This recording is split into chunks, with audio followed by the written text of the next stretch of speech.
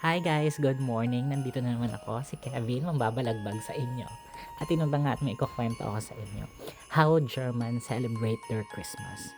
So dito kasi, hindi lang isang araw yung Pasko nila. Parang buong season siya. Puno ng ilaw, traditions, and family time. Yun lang yung na-observe ko.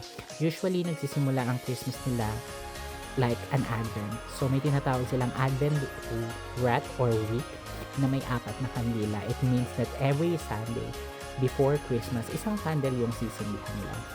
Slowly, mas nararamdaman nila yung pagpapalapit ng Pasko. Sana may ganun tayo sa Pilipinas. Isa pa sa mga nagustuhan ko rito is yung Christmas market nila, like OMG. Kakaiba talaga, like Instagrammable everywhere.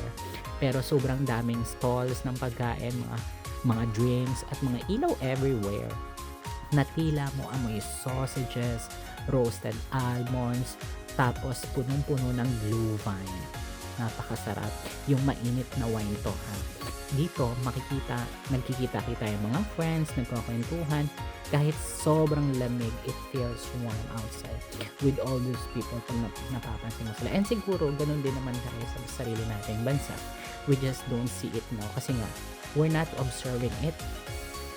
We just want to go be happy by ourselves, no? And ang saya lang. And may special din dito na every December 6 is Nicolaus Day. Mga bata yun na kailangan nila maglinis ng sapatos nila at lalagay nila sa labas ng pinto. At kapag mabait sila, may makukuha silang sweet sa loob ng shoes mo. Ganon. Tapos, dito, 3 days ang celebration. Yung December 24 yung pinaka-importante. Nag-exchange gift sila, nagbibigay sila ng mga regalo, yun nga, at iba't ibang pagkain ang pinagsasaluhan nila. And pinakamahalaga sa kanila rito yung sausages, potato salad, yung iba mas magarbo. Pagod ako ha. Tapos yun na nga, December 25 and 26, yung mga visit nila yung mga relatives nila, chill lang sila sa bahay and enjoy the quiet time. So that's what we are observing now, this coming season.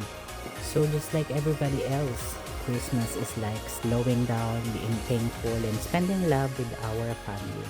And I hope that we all cherish every day the sweet moment of life. And ikaw, how is your Christmas? I hope nag-enjoy ka sa Christmas mo kahit ano pa yan. Thank you always.